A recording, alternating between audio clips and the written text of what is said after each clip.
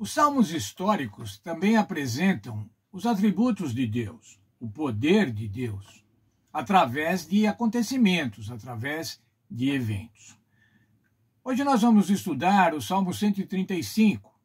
O Salmo 135 apresenta a supremacia do Senhor Deus, a absoluta supremacia, sua atuação poderosa ao longo da história, ao longo das épocas. Então vamos ao Salmo 135. Primeiramente, os versos 6 e 7. Aonde é que está presente o poder de Deus na história? Veja, tudo que o Senhor desejou, Ele o fez, nos céus e na terra, nos mares e em todas as suas profundezas. Fez subir as nuvens da extremidade da terra, envia relâmpagos com a chuva e tira os ventos dos seus tesouros. Aqui está falando que o Senhor Deus tem o poder sobre a criação, tem o poder sobre a natureza. E é esse um atributo da absoluta supremacia do Senhor Deus. Mas na história de Israel, há outros eventos que mostram essa supremacia, que mostram esse poder absoluto do Senhor Deus. E esse evento, o evento principal, sempre lembrado na história de Israel, é o livramento de Israel do cativeiro egípcio, que está também, como deveria estar aqui no Salmo 135, versos 8 e 9. Foi ele que feriu os primogênitos do Egito, desde os homens até os animais. Foi ele quem operou sinais e prodígios no meio de ti, ó Egito, contra Faraó e contra os seus servos. O que são esses eventos? Esses eventos são a atuação poderosa do Senhor para libertar o povo de Israel do cativeiro egípcio. São as pragas que foram desferidas sobre o Egito, e a principal delas, a da morte de todos os primogênitos, dessa forma obtendo a libertação do povo. Mas após a libertação, o povo saiu pelo êxodo para buscar a terra prometida. Foi em busca da terra prometida, peregrinando pelo deserto. E foi conquistar, foi ocupar a terra prometida. Veja o Salmo 135, versos 10 até o verso 12.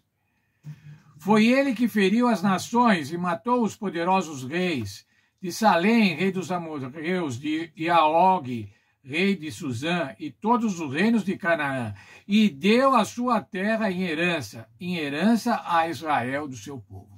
O que era essa posse da terra? Era o cumprimento da aliança, feita com Abraão, muitos anos antes, 5 séculos antes, de que daria a ele a terra prometida. O Senhor adotou Israel como o seu tesouro particular. Veja o Salmo 135, 4. Porque o Senhor escolheu para ti e para si a Jacó e a Israel para o seu tesouro peculiar.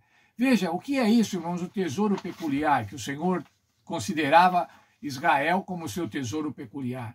É aquele tesouro querido, aquele tesouro valioso, aquele tesouro que você cuida para que ninguém venha tomá-lo.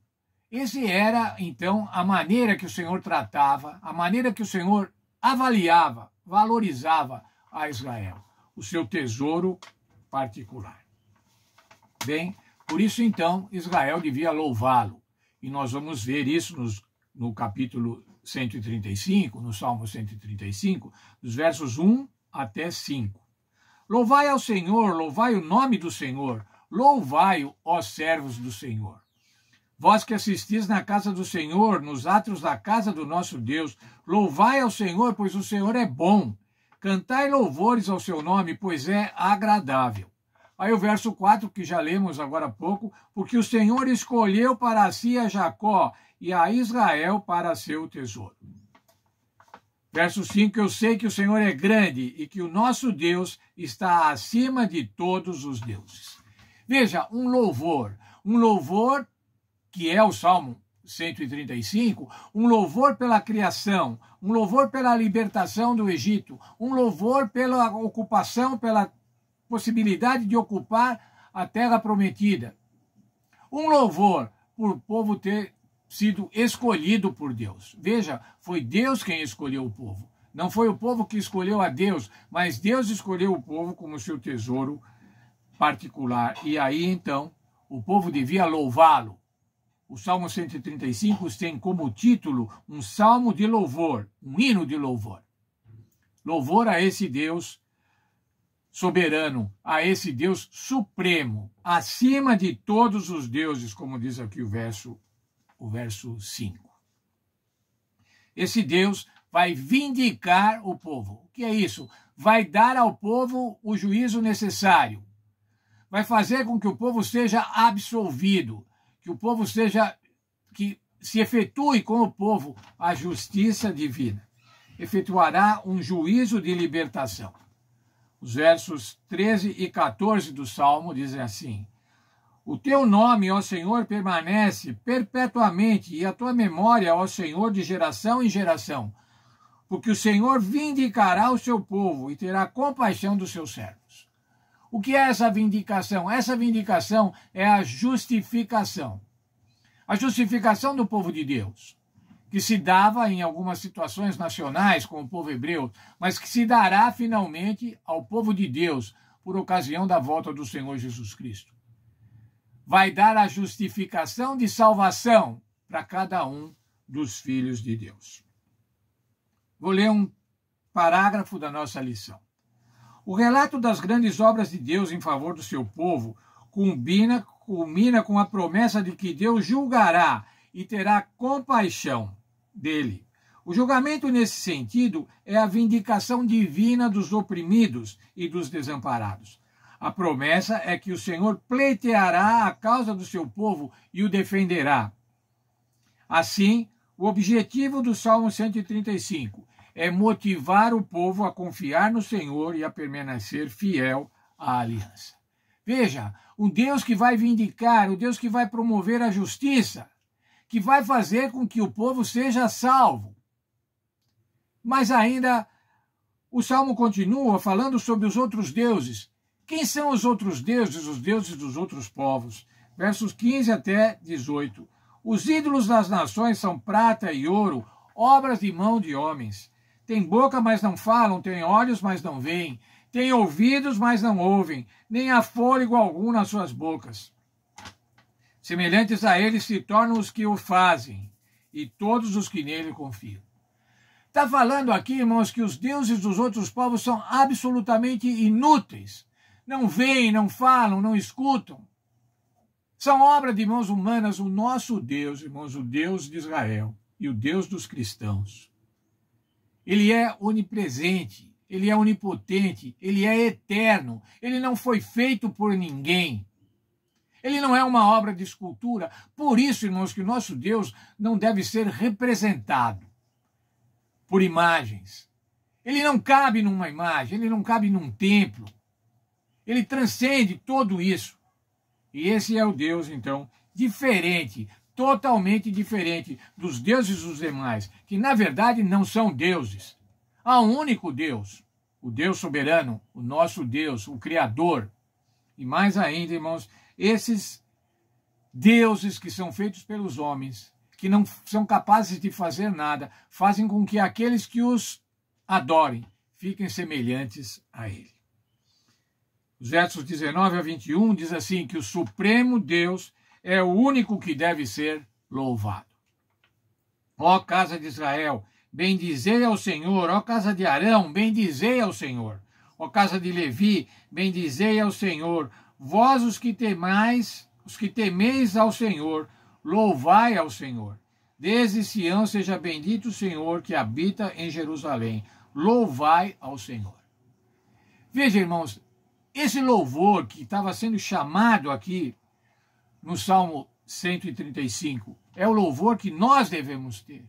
O louvor que nós devemos dar também ao nosso Deus que nos criou, ao Deus que nos salvou, ao Deus que nos mantém. É a Ele que nós devemos dar louvor. Quero ler ainda um último parágrafo aqui da lição deste dia. O Salmo demonstra que Deus deve ser louvado como Criador e Salvador do povo. Isso é maravilhosamente transmitido nas duas versões complementares do quarto mandamento do Decálogo.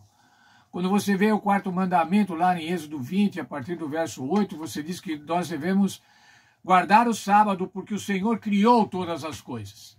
E quando ele criou todas as coisas, ele separou, abençoou, santificou o dia do sábado. E se você olhar essa mesma citação do mandamento do sábado em Deuteronômio, Deuteronômio 5, dos versos 12 a 15, lá diz também que nós devemos guardar o sábado porque o Senhor livrou o povo. Portanto, irmãos, a guarda do sábado é um memorial da criação e é também um memorial da libertação, um memorial da salvação.